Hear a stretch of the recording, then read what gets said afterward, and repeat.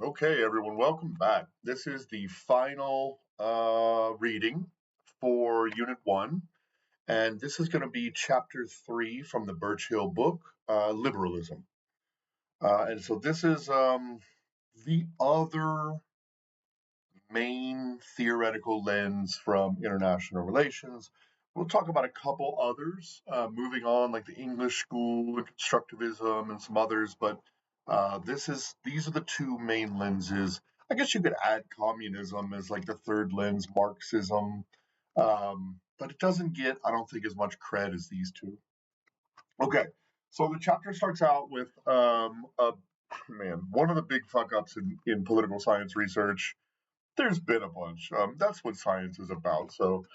But Fukuyama's book End of History, I think it came out around like 1993 or 1994. It was right after the Soviet Union collapsed, and some of the post-communist states were turning, purportedly democratic. You saw some great democratic movement in South America. Um, and you also saw sort of the collapse of the Marxist communist project, right? And so Fukuyama's main thesis was that like political history is over. Um, we will inevitably transition toward all democracy and all sort of neoliberal market capitalism, and the world's going to end in roses and beauty, right? This, you know, I'm not kind of a guy for hope. I'll be perfectly honest with you. I'm a deep skeptic, and having read and seen what's happened in the last 20 years studying political science, just as Fukuyama's like flat wrong. Um, but he took a shot. He sold a bunch of books. So anyway, so it looked like a decent argument around 2000-ish, right? Like not right before 9/11, basically. Again, I mean, we're seeing transitions toward democracy, is how I should phrase that. Many of them never became full democracies or never really intended to, fulfill their democratic promises. Maybe they were probably trying to get like domestic and international legitimacy, but never had intentions to go all the way with it. Is sort of how it's starting to look these days. But after 2000, and especially like punctuated by 9/11, we saw democratic backsliding, and it seems to be sort of snowballing at this point. And there are huge problems with Fukuyama's assertions and I guess predictions. One, it is just too linear and, in my opinion, hopeful, especially for someone who studies political science and economics. It just seems remarkably hopeful, especially given that we already knew from Huntington that you get these waves of democracy. We've seen three of them so far from what the literature says.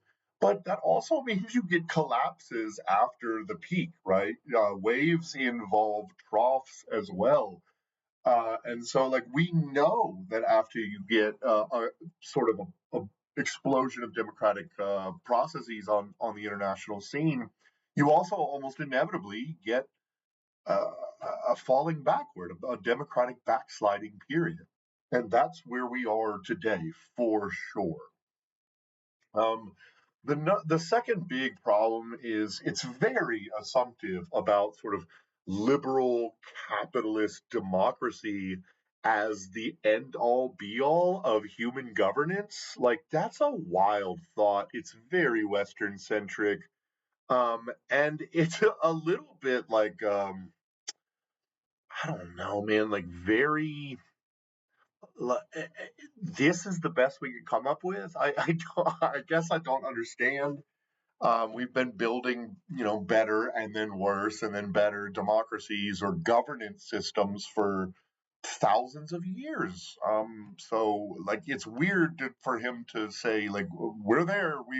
We've achieved everything that humanity ever needed from governance and markets, right? All right. The third problem with Fukuyama is it sort of really disregards cultural and religious differences.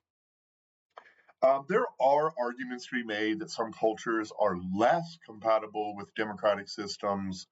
Some religious, foundations are not necessarily all that compatible with democratic systems.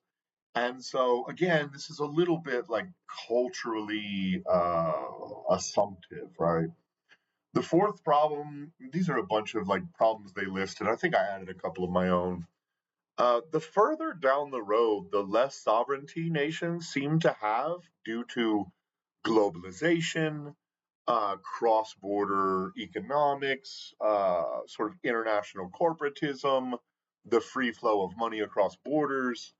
Um, it makes you question like, how is this the pinnacle of governance when like our own governments don't even have power over corporate entities, right? It's a strange thought. Um, Most of, I guess, a lot of at least international relations is based on external factors and external incentives and pressures on states, right? But this is an internal sort of consideration of how the world works and how democracies and states would work, right?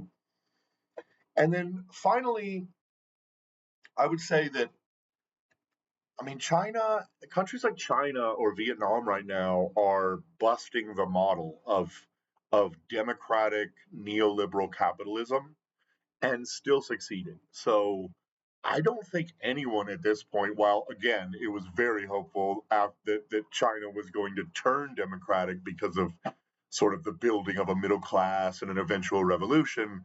It didn't turn out that way, and nobody thinks China is going to become a democracy anytime soon. In fact, they're becoming a stronger autocracy over time. And so, the idea that there's no competitive ideology to the neoliberal capitalist democratic model is a little bit dismissive, I guess. Okay, there are a couple points for Fukuyama and the liberal ideal. Number one is that we understand from statistical analyses, and when you compare sort of what are called dyadic relationships between two states, and you'll take, say, the United States, and you'll pair it up in a model against every other country in the world. And you do that with all countries, right? And so you get this giant constellation of pair relationships. What we know is democracies almost never go to war together, against each other, excuse me. However, democracies are no less likely than autocracies to go to war with other autocracies, right? So autocracies fight each other at high rates. Democracies and autocracies fight at high rates, pretty much the same rate. But democracies tend not to go to war against each other. And this is where we start to get into what is the basis of liberal theory, right? And a lot of it is rooted in Immanuel Kant. So, Immanuel Kant was a moral philosopher. He talked about the categorical imperative and sort of the concentric circles of morality and ethics. But he was also a governance philosopher, right? And he's seeing pseudo democracy play out in front of him in like 17th century Austria, Germany area. Um, and he calls it republicanism, right? They're interchangeable. But his basic argument is that there's this triangle of peace, and there are three legs to the triangle, right? The first is democracy. The second is trade. And the third is some sort of mediation system, like an international organization, but it doesn't have to be that. Because I don't even think, they thought about like international or at that point. It was more like continental Europe.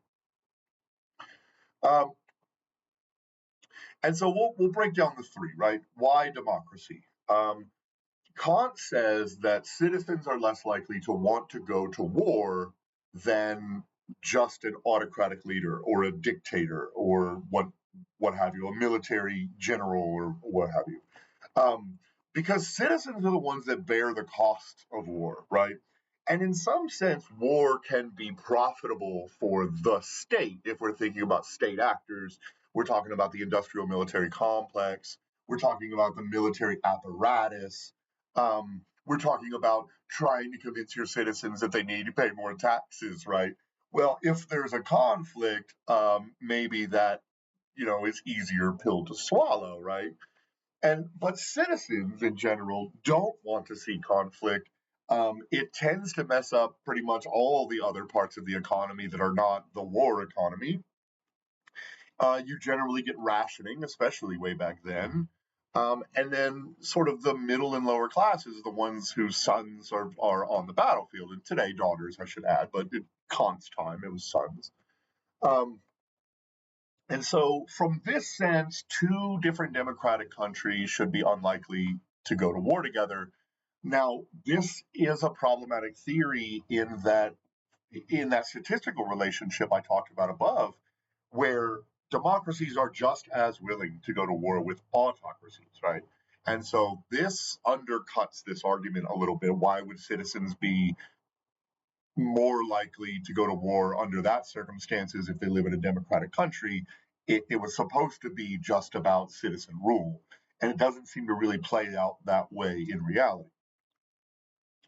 Okay, the other reason why democracy might sort of disincentivize conflict, right, is because citizens don't have a whole lot of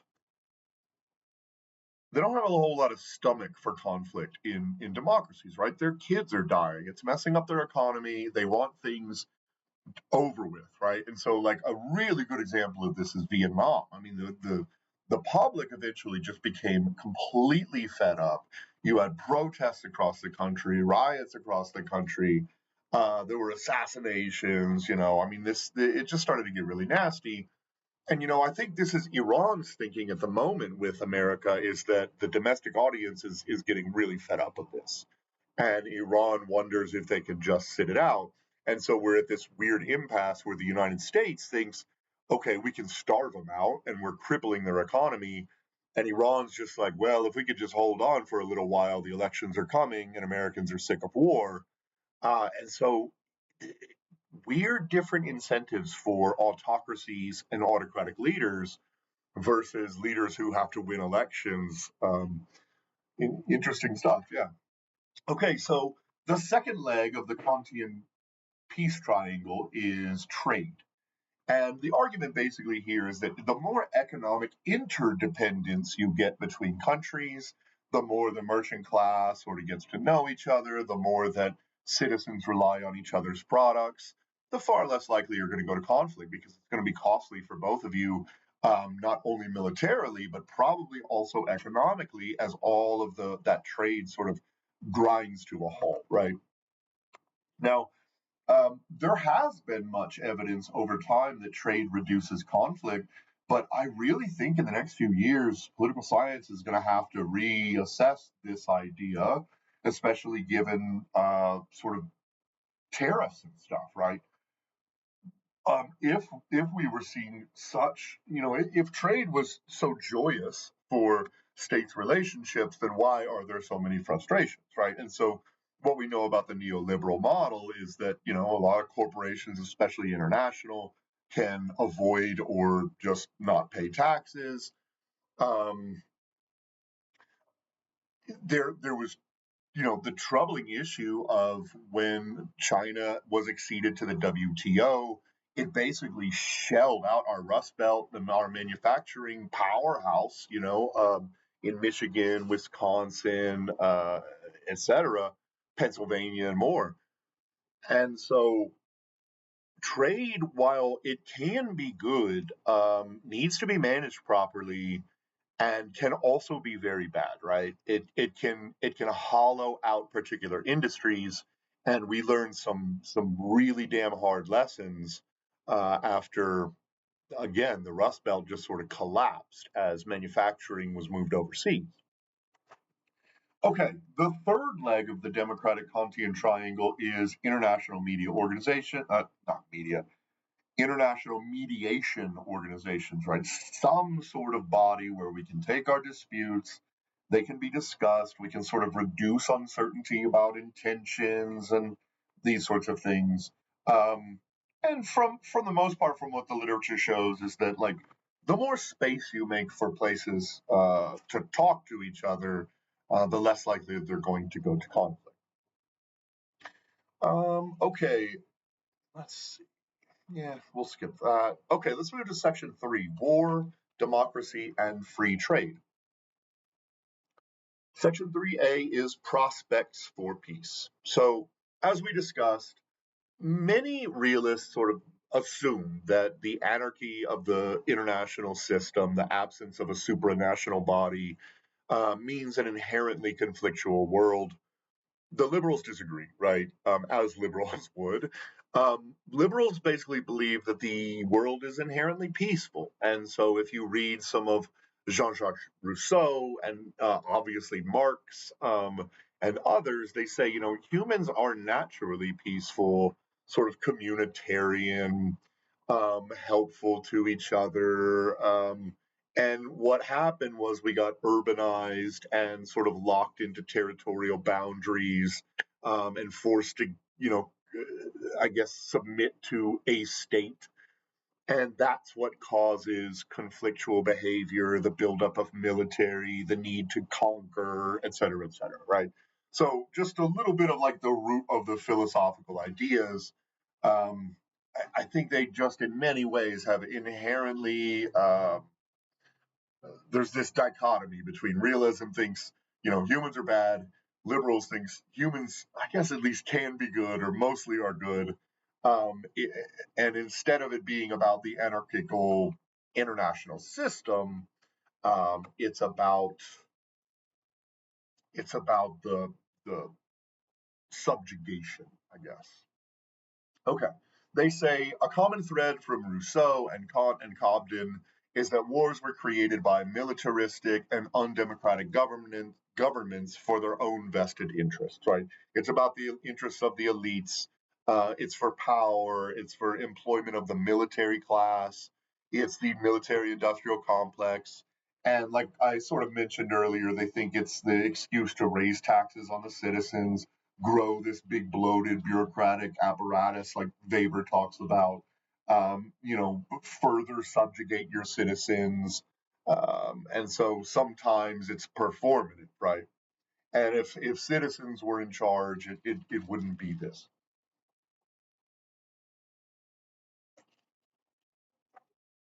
There's some really interesting thoughts here about while that all sounds very utopian about the sort of disastrous consequences of of these thoughts and the idea of democratic peace, right?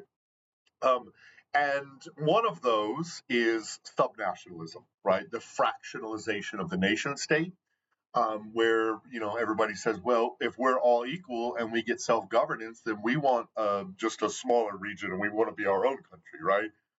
And you could point to a whole lot of different. I mean, even in the West, I'm about to just basically string off a bunch in the West, because most people, when they think like ethnic conflict and separatism or whatever, they think about Africa, sometimes Asia. Um, but you've got the Quebecois in Canada who have long been sort of trying to become their own independent nation, basically. You've got the Catalans and the Basques in Spain. The Catalans, for the most part, have come to agreements with Spain, but the Basques are still a little feisty.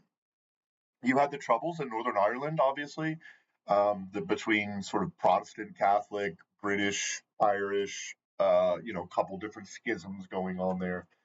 And so, yeah, this democratic peace theory, in some ways, they're suggesting it can do weird things to the international system, despite the idea that it's peaceful and responsible and based on human rights and equality, etc. Right? Okay, we'll move on to section 3B, the spirit of commerce. Again, this is sort of the second leg of the triangle. And a lot of this is based on number one, Adam Smith, and number two, David Ricardo's comparative advantage. two very famous, really, really early economists. We're talking like 19th century, maybe before with Adam Smith, The Wealth of Nations. And so Smith basically is just about the invisible hand. I'm sure almost all of you probably heard the invisible hand of the market, right? And this tends to be sort of the right wing perspective on market capitalism, that the fewer distortions you have, the greater competition you have, that the more effective and efficient your economy is going to run. Keynes brought in a whole other idea on when economics is going badly, right? During the Great Depression. But Smith was all about just like we don't need government involvement, period. And you'll get, theoretically, you do get more efficient action, but there's problems like monopolization and exploitation and blah, blah, blah. David Ricardo, on the other hand, discusses what's called comparative advantage. This is the idea that you take your sort of factors of production or your sector, and whichever one you're good at, you focus all your energies on that as a nation, right? So, let me come up with an example. Ukraine, right? Ukraine is known as the breadbasket of Europe. They have beautiful soil. They have excellent, wide open agricultural fields.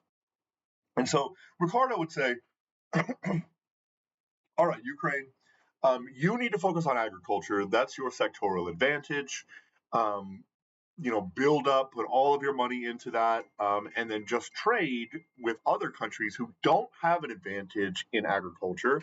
They have an advantage in either labor or manufacturing, something like that, right? And so if you just try to build your own sort of autarkic system, is what they call it, right? Self independent economic system. Autarky can lead to massive problems, right? North Korea is probably the world's most pure example of autarky. But comparative advantage can lead to problems too, right? Um, it, especially look at like COVID, right? Yes, comparative advantage would say the United States should have been outsourcing all of its PPE equipment, right? Like face masks and gowns and all of that kind of stuff. But when there was an emergency and supply lines were tight as hell, the US was in a bad spot, right? Like most of the Western world was in a bad spot because they had outsourced all of this sort of what we call, first level manufacturing stuff. So toys, pet foods, um, man, what else do we have? Like raw materials and minerals, or refined minerals, excuse me. What else does China do well? Obviously manufacturing of sort of middle level products like computers and TVs and refrigerators and all that kind of stuff. But some of these things are vital to a functioning economy. Or if there's an emergency and suddenly you don't produce any of that thing that you need, you're in deep shit, right? And so comparative advantage doesn't really sort of take that into account. Let's see. Also, okay, I used Ukraine as the example, and Ukraine obviously has tried to diversify. But just focus, say your advantage is agriculture, that's no way to develop, right? And so Ricardo like completely ignores the fact that we've got industrial revolution booming, and so suddenly, oh look, the West has comparative advantage in finances and manufacturing and etc. You just focus on ranching and will trade. That's not really an answer to development, right? And so there are a couple of worrying assumptions in this theory. Okay. Okay, we'll move on to section 3C, interdependence and liberal institutionalism. So, institutionalists, this is like the third triangle, right? We need some sort, we don't need a supranational government, right? but we need some semblance of institutions where we can like hammer this shit out. And so institutionalists like Woodrow Wilson, and there have been plenty of others, like the guy who's running the UN right now. I'm sure you got to be an institutionalist if you're the guy running the UN. And generally, like leftists, not just in America, but in Europe and elsewhere. This is why it's called liberalism, right? But they believe sort of in the theoretical implications of anarchy. They say it's not as bad as you're making it out to be. And also, yes, while those sort of bad incentives do exist because of the anarchic system, um, it doesn't have to be that way, right? Like we can build out organizations that help to reduce that. Now, Woodrow Wilson's League of Nations failed. He couldn't even get his own Congress to sign up. But this is the idea behind it. They just sort of believe, again, like the neo-realists or the structural realists are exaggerating a bit, and institutions can help to mitigate tensions. They say institutions assume the role of encouraging cooperative habits, monitoring compliance, and sanction defections, right? And sanctioning defections. Regimes also enhance trust, continuity, and stability in a world of ungoverned anarchy. And so the idea is just to like get it out there, like make our intentions as clear as possible, have a space where we don't have to murder each other, to sort of hash out our problems, create monitoring to ensure that like our promises are being fulfilled, right, and there's not cheating, etc.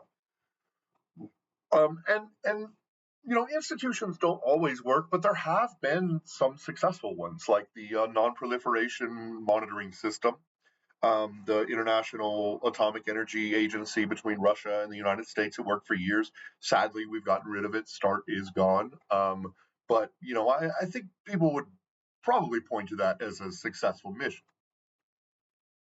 Another difference between the structural or neo-realists and institutionalists, the liberals, is the assumption about gains, right? Neoliberals, as we talked about, or excuse me, neo-realists, as we talk about, they're all about relative gains, right?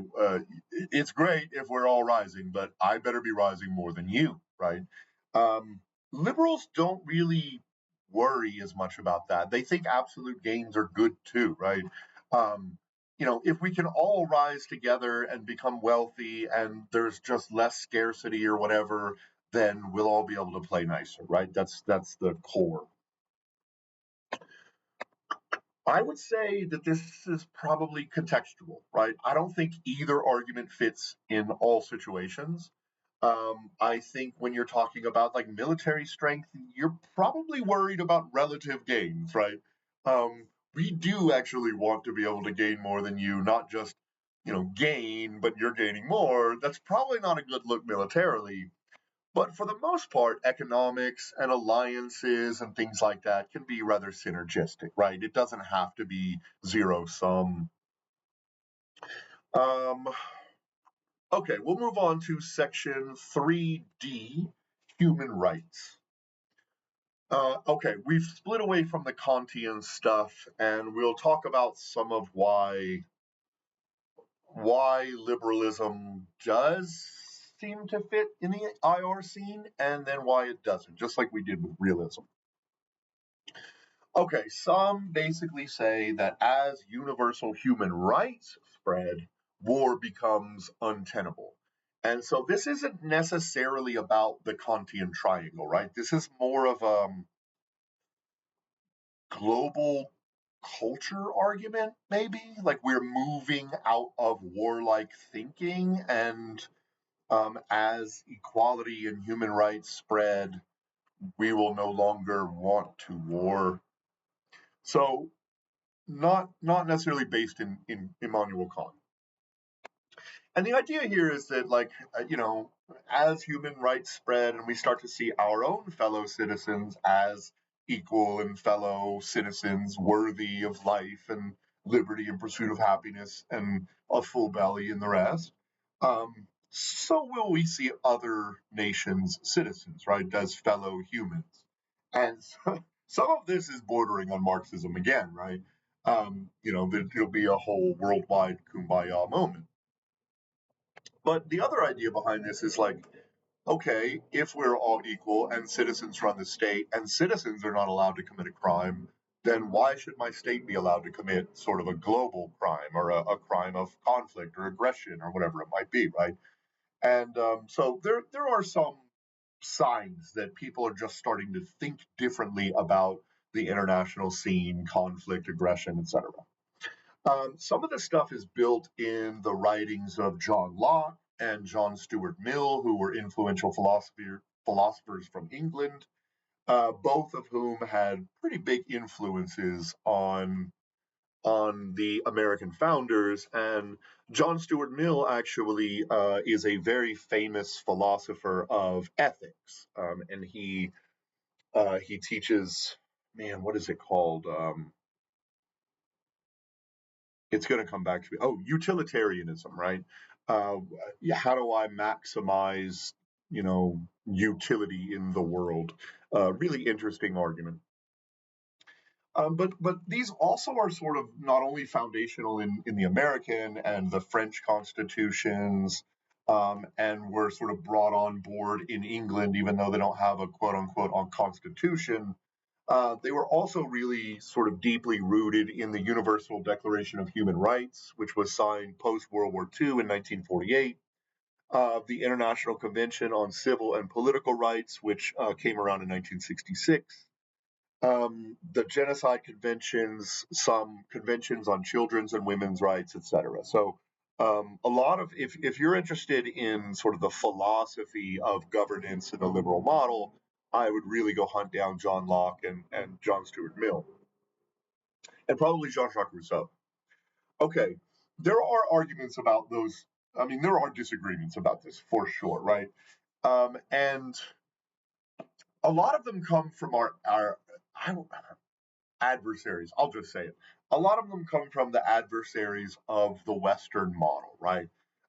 One is, one of the claims that's laid is that these universal human rights are a way for Western states to get around the assumptions about sovereignty that go back all the way to 1648 Westphalia Treaty, right?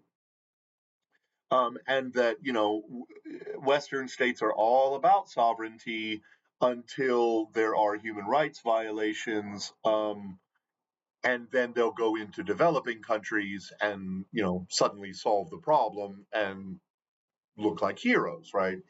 And so there's some sense of hypocrisy, I guess, is what I'm saying here, where like look at the French uh, colonization of Algeria, look at slavery South in America and Jim Crow. There were troubling signs even post World War II that some other states look at as just flat out hypocrisy, right? Some, as I kind of discussed in the intro, and this is a controversial argument, but some cultures just don't agree that all humans are equal or that all genders are equal or that everyone deserves equal rights, etc., right? It's weird for us to wrap our mind around that in the West sometimes because we've been inculcated with it. But this isn't necessarily a universal human idea. China, there's basically like a couple different competing um, ideologies out there or arguments about why we shouldn't sign up for these universal basic human rights. China basically says, look, you know, you're trying to push equality and individualism. We are claiming harmony, hierarchy, and consensus, right? And they call, as the author says, they call the West's model, quote, confrontation, individualism, and moral decay, right? And so, they don't necessarily either agree with or want to promote the idea of individualism in China, right? And part of that is cultural, and part of it is their political leaders not wanting to open that box, right? The second I would say is communism. Basically, saying like these universal basic human rights are just putting lipstick on the pig of capitalist tripe, right? That these are the bourgeois freedoms that fail to address the class-based nature of exploitation that is built into the capitalist system of production, and that they have an entirely different model, and they're more about labor rights, equality of not opportunity, but of outcomes, equality of the genders and races and things of this sort, right? And then some also, point out that, and I would say there's something to the argument that the ICJ, you know, never holds the West to account. I mean, it's not like the West never commits crimes. I mean, there are many arguments about crimes that Western countries have committed from South America, in Asia, in Africa, like all over the planet. And yet it only seems that the leaders of developing countries are held to account for crimes against humanity, etc. Right? And so again, it's this argument of hypocrisy. Okay, man, this is a big one. All right, I'm going to stop it there, and I will put the next part in another section. Uh, this is a huge one. But again, these are the core theories, the two real core theories of this course and of all international relations. So thanks for putting up with my bloviation. Have a great day.